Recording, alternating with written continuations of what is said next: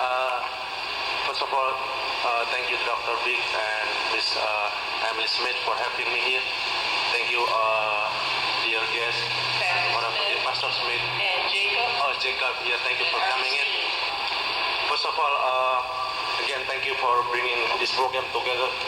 It seems to be a very important, very crucial subject that we need to address.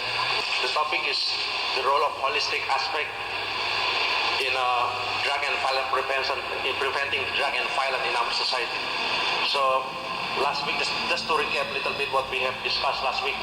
So we want to address a little bit about the holistic. So basically, holistic is a subject of a study how to get ourselves stay healthy, to be clean, to be decent, how to be stay healthy physically, mentally, psychologically, and in line with the divine order. So that's basically what holistic means. And so basically, discussion around the subject, the body, mind, soul, spirit, and the heart. So last week we also mentioned about the statistic, the research study and statistics. So about estimated about 22.5 billion American over the years of 12, they use illegal drug. So 15 million of them, they engaging in alcoholism. They get addicted to the alcohol, and the rate climb up, getting higher among the teenager. 1 out of the 10 teenager from the age of 12 and 17, they use drug and alcohol, and also 60% of the teenager are in drug treatment program. And more than 9 million of our children, they are staying with the parent who depended on the alcohol and illicit drug. So this is the situation that we live in, that we have to face. And the government spent a lot of money. Like the last 20 years, the government spent $290 billion just to fight against drug.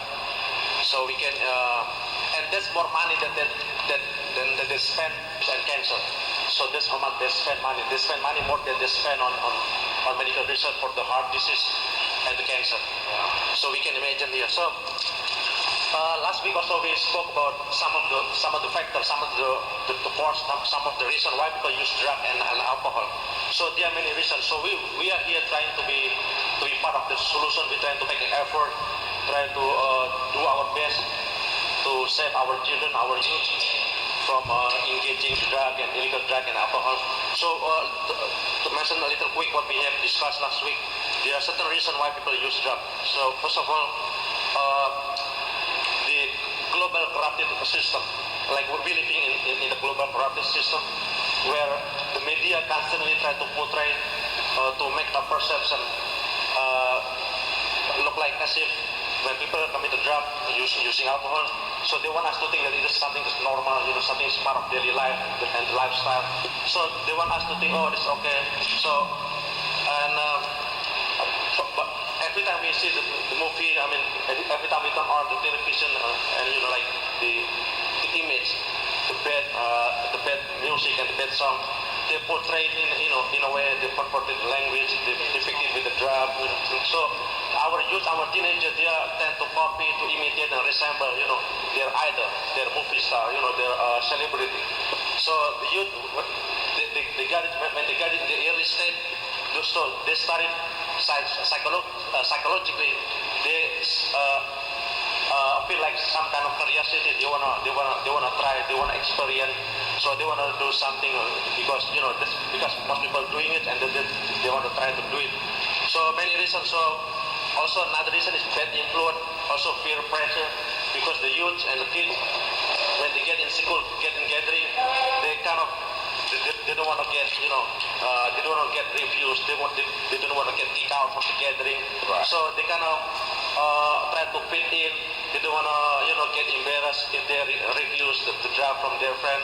So they don't want to lose the friendship and relationship with their friend. So this is some of the factor. Also, lastly, some of the reason and the factor why people use drug, I think, is lack of God fearing, lack of God consciousness. And most people, when some of the reason why they use drug, because they kind of feel bored, they got tired, they feel depressed, distressed. So they instead of turning to God Almighty looking for, a way of spirituality, they turn themselves to drug, thinking that it's gonna, or they wanna get away from their problem by using drug, thinking that this is gonna solve the problem, not realizing that using a drug is, in effect, it's gonna increase the problem. And once they get used to drug, they get into the trap. So they get into the vicious circle. First, they might feel good, they might feel high, and so this, it give them kind of, a feeling they can gain more brand, and they get high, they can so this is some of the stuff, the reason why they use drug. So another aspect why people use drug, I think, is also being affected by the parenting style. We are living in the West, as we realize that the society we have the broken fabric of society where we don't even realize that the family in this Western society is kind of hard to define. People don't even. It's kind of abstract. The definition of family. People just falling apart. A baby born out of wedlock. Parent get divorced and the child, and then they get separated. So the child didn't get enough attention. They didn't get enough care. And then when this happened, the family chaos, the disparity and everything, the economic crisis. So that's make the kids turning away to falling apart, and they looking for some alternative. And that's the reason why they turn to drug. So what we trying here, not so much try to eradicate or wipe out the drug, because that's kind of impossible. So what we're trying to do here is we're trying to make an effort, try to do something positive, for the sake of our children, our youth, our future generation, for the sake of ourselves, so we try to make effort to do the best we can. And some of the solution that I'm offering is that parent and the school, they must get involved, of course. And the community center, like what the one we do right now, in this very moment, we're trying to do something for the community, And then also the local government. Also, from my personal opinion, I think we need to change the system, because we're trying to see what we do here. We try to change the condition of our society. So in order to change the condition of our society, we have to change the system. So let me give you a little bit what I'm trying to say here. Let's say we have a problem about alcoholism. The statistics speak for itself, and how much the alcohol damage to our body, our blood, our nervous system, and ruin and screwed up people's life. And so we have the problem with the alcoholism on one side, but on the other side, the government legalized the alcohol. We see the pub everywhere around the corner. So it's kind of we are living in double standard. Right. So we are talking here about the mind, the body, the soul, spirit. So the whole thing is connected. So in mine, I personally running the non-profit organization. So in our non-profit, it's called Interfaith Study and Community Development Association. So in our non-profit organization, we are mainly focusing on how to bring people come together, regardless what the color, what the ethnicity, what the religious differences. So we're trying to bring people come together for the sake of goodness. So we're trying to promote unity in diversity. We try to bring religious unity. We try to create a better understanding. We try to bridge the gap between religious division and segregation, and we also to promote dialogue. We try to promote a peaceful mutual coexistence among religious differences. So the way I look at it, because we are here as a decent, a peaceful, loving person, a religious person, we want to stand up, try to prevent a drug, illegal drug spread out in our society. So what we can do, we can together try to unite it on the basis of similarity and overlook the differences. And so that's one of the programs that I'm working on in my non-profit. So just I think very much that I can say with my presentation. So I guess just looking for the feedback from everyone. You want to put some comment, anything you want to add? I'll start and just go down the line a little bit. And we were talking about how the parents, the school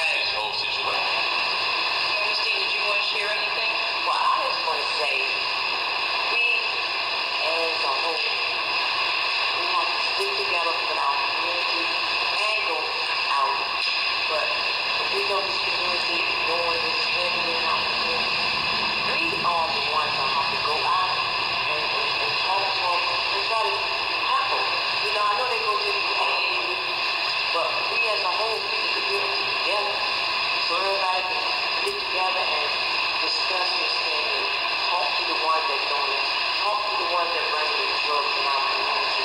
You know, we know come from race somewhere else, but we have to talk to the ones that don't. Because most of the time in our community, we know who are doing it, but then we don't want to do nothing about it because, you know, it might be a little conflict there. But as a whole, we got to get it together. You know, don't be afraid. And we as Christian or non-Christian, well, you know, we know they're doing it, and we just got to talk to them. Because there's a lot of people that's doing the drugs, they're not taking it, they're selling it because that's money. So, if we could try to get the ones that are taking it, then the ones that selling it won't be anybody talking to. So, we as Christians, we got to get out there and do a little more than we're doing. I just wanted to say that I had one scenario where on my block, there was a young man that moved in across the street. And this young man, by me being a retired teacher, of course, I wasn't going to work much unless I was subbing every now and then. And every day, he would have streams of people back and forth to his door, back and forth. And I says, oh, Lord. And he seemed like such a nice young man because every time I come out the door, he says, oh, how are you doing, Mrs. Biggs? Just as nice as can be. But he's doing drugs all day long. So the Lord said, you go out there and pray. So I went out there and I started walking up and down the block, just prayed for about 3 hours straight. I prayed in English, I prayed in the Spirit, prayed in tongues, up and down the block. Before you know it, the drug traffic had kind of dissipated. And he finally came back out and he says, when are you going to stop praying? He says, when are you going to stop praying? I said, when you stop doing all this drug action on our block. I said, we have a lot of children and people on this block, and I don't want it to be a shootout because of the drugs. He says, oh, it's not going to be a shootout. I'm running a clean business.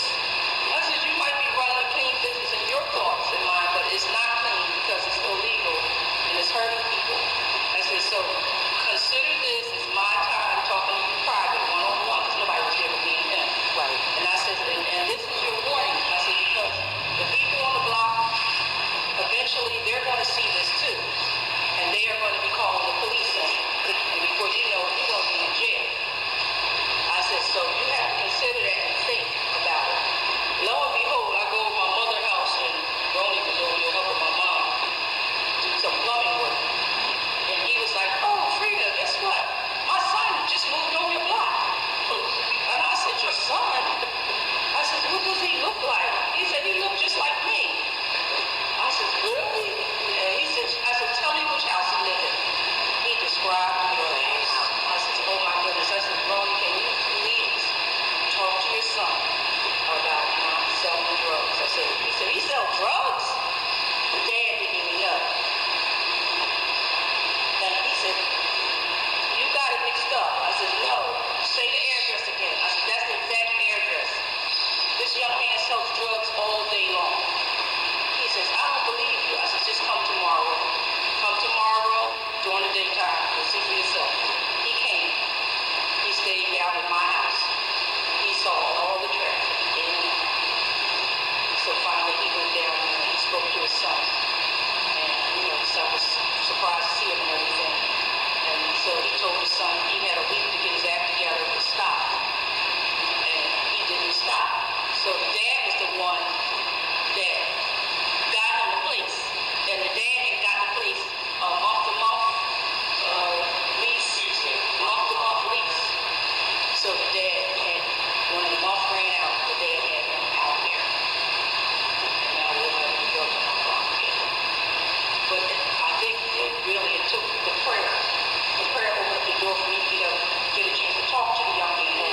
Because I really didn't just want to call the police on because he seemed like such a nice young man. But he had these drugs going. And I kept on seeing what's going to happen to him. I kept on seeing it. Anyway, let's get back to you. I'm sorry. Okay, well, I just want to respond what the young brother said earlier. When you ask him, what do you know about drug? And he innocently said, the government. What? Well, in my mind, he was actually telling telling the truth. What he says is right. At one point, actually, so what he's trying to say is that, the government is setting up. Part of the rule is setting up the job spread out in our community. So what I'm mean by the government is, so when we say government, please keep in mind there's two kind of government. So the government I'm talking about is they are a clean and decent government. I mean a clean person and a good person who's sitting in the office. So there are two type of people who are sitting in the high rank, but they are also what we call oversight of government.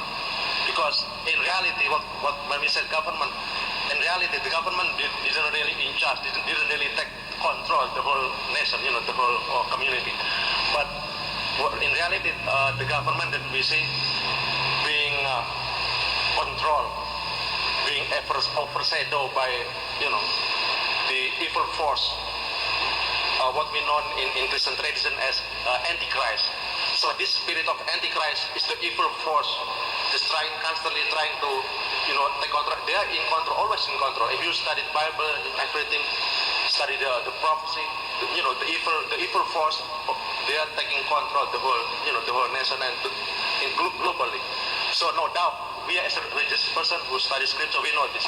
So that's why we are here dealing with the system, the global corrupted system.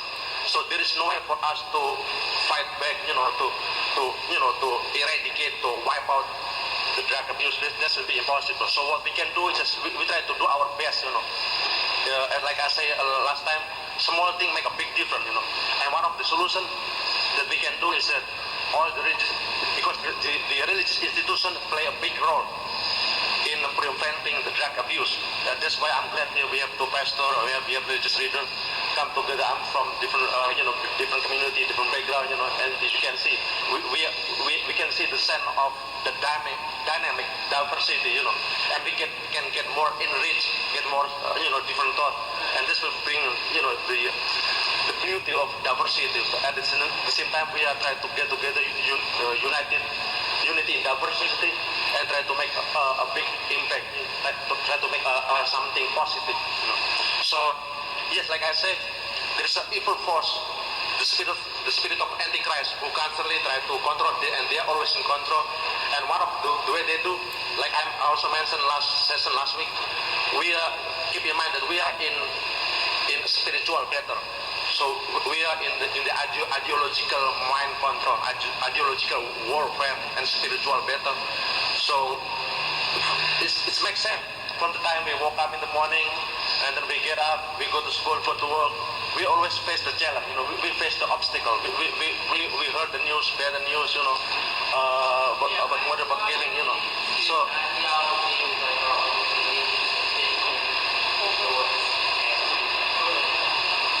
yeah, so like I said, I personally, I'm running non-profit organization, like as I mentioned before, my non-profit organization called Interfaith Study and Community Development Association. So we have two elements, two parts.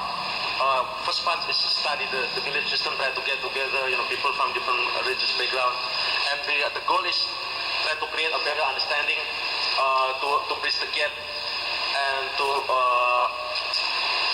break down the cycle and the religious segregation. We are so much divided, so much segregation. We have so much division. So how can we fight against that if we ourselves, the religious people, so much division and so much segregation and so much denomination among ourselves. So this thing we have to look it up. So what I'm trying to point out is that we need to fight against the corrupted system. We have to come up with some idea, some concept.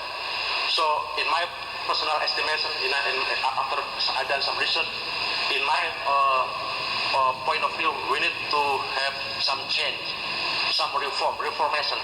And it is makes sense though.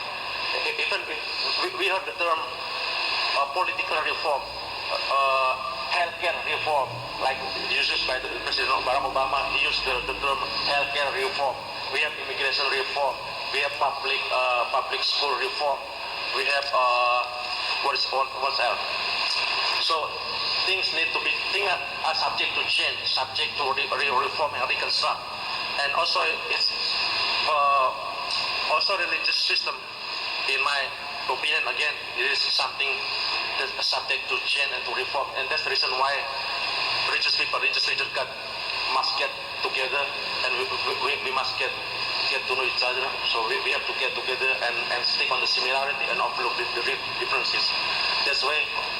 And at the same time, we're also doing some community, appealing community program like fight against drug, fight against alcoholism, and fight against, all decadence and morality.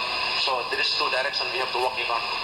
First thing, working on get away the differences, try to get together, because this is the only thing that, in my opinion, the religious system, like I say earlier, the religious system play a big role. Otherwise, who else gonna fight for the drug? I mean, the government. That you want to share, you just talk about what the religious leaders can do. What's coming to your mind? Well, I think you could address it on two levels. You could address it on a micro level and macro level. Obviously, you start with your neighborhood, your own block. Question is, do you know your neighbors? It's really different. If you don't know your neighbors, it's like in a particular area, start to set up shop, open up a drug house right there, speakeasy, Lucy house, all kinds of stuff to do just because you don't really know your neighbors. So just basically asking a fundamental question, do you know your neighbor? Because I think now there's a major shift now with a lot of neighborhoods. Folks don't know their neighbors. So stuff start happening, activities start taking place. You know your neighbors, like, all right, so I got somebody selling drugs on the block. And I've been living around there for about 5-6 years. How did that happen? And I think that you can close up the gap when you start to communicate more with your neighbors, get to know them. Like, don't neglect them. And sometimes we're afraid to connect with our neighbors because are they shady? They're going to try to get me. But what I found out, it's like in sociology, it's the broken glass syndrome, the broken glass scenario, which means that if you back in the day before white flight took place, many of the factories were shut down. Some of those factories that were shut down, whenever they were abandoned, kids would throw rocks, maybe at the window and break the window. Because that building was neglected, that broken glass led to more broken glass. So eventually all the windows were smashed out. Eventually, in that area where was a factory, now the area is abandoned, and now you got weeds growing up, breaking up their payments. Now it's attracting negativity. Now we're in an area, you have prostitution, now you have people doing drugs in that area. Eventually, it culminates into somebody actually being murdered or raped in that area. All because they didn't really take care of the basic broken glass. So whenever you neglect something over and over again and just leave it, then that's when environment starts to creep up, weeds start to creep up, violence starts to, birth itself. Because we neglect our responsibility. What's my responsibility to my neighbors? Do I know them? And so it's on the basic micro level, we can all ask the one question, do I know my neighbors? Number one. And number two, on the macro level, being that on a broader level, trying to lobby and deal with the whole political and government piece, even though it's so entrenched. And yes, I believe that there's a spiritual element to it, a spiritual opposition. The Bible says in Ephesians chapter 6, the Apostle Paul says that we wrestle not against flesh and blood, principalities and powers and wickedness in heavenly places. And that principalities and powers is talking about different levels of government, demonic forces. So the idea that we brought up about Antichrist, again, can be involved in at different levels or different ranks of beings. So there's a spiritual force that we're dealing with that's not seen by the naked eye. Right. And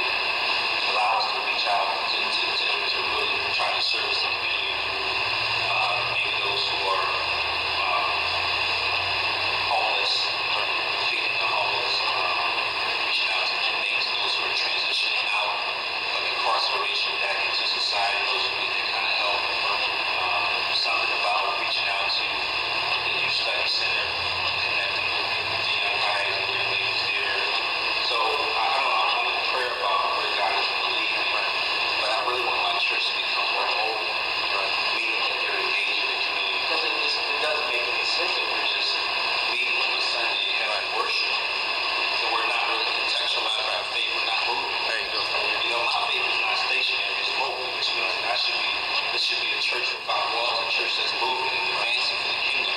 So there's some things that we should do. We should get together. So I think on this level is grassroots, talking about it, coming up with some type of strategy, and then also having young guys like yourself as players at the table, because you're in the mix. I mean, you know the game. If there's anybody that can feed us the knowledge as to what's going on, it's the Exactly. So I think bringing the younger people to getting the most younger people to the table can really help out a lot with this whole process. Rob, something on the top of your head that you want to share? First of all, I'm sorry that I'm late. Just coming in on what you guys were saying, I just want to share something with you that a member of my family does. And it's something that my whole family does.